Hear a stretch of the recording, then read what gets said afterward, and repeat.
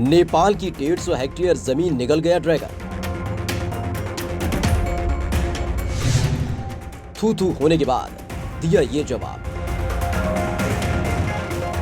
पूर्वी लद्दाख में सीमा विवाद के चलते भारत से तनावपूर्ण माहौल पैदा करने वाली चीन ने एक अन्य पड़ोसी देश नेपाल के साथ भी अपने रिश्तों को बिगाड़ने में कोई कसर नहीं छोड़ी है।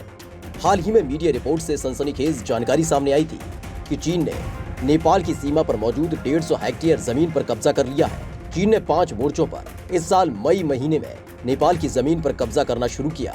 नेपाल के नेताओं ने बताया कि नेपाली जमीन पर कब्जे के लिए चीन ने सीमा पर अपनी सेना पीएलए को तैनात करना शुरू कर दिया था। ब्रिटेन के अखबार ने किया बड़ा खुलासा।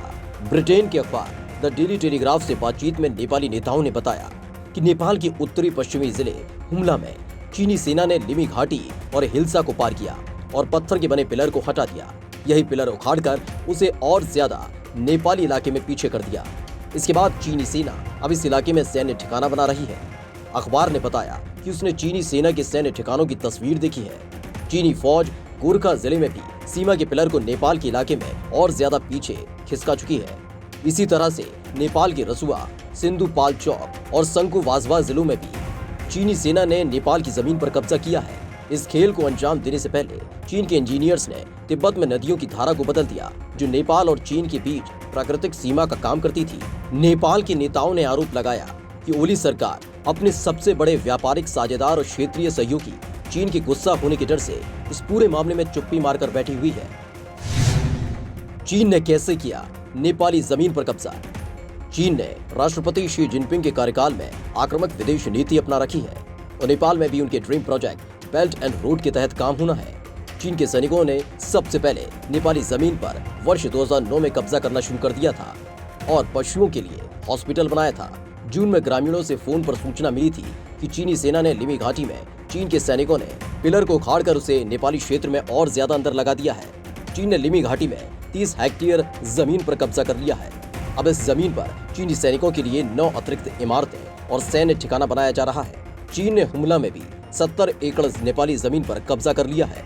चीन के इस कदम से स्थानीय नेपाली नागरिक बहुत डरे हुए हैं। इसके अलावा रुई जिले में भी चीन ने नेपाली जमीन पर कब्जा किया है।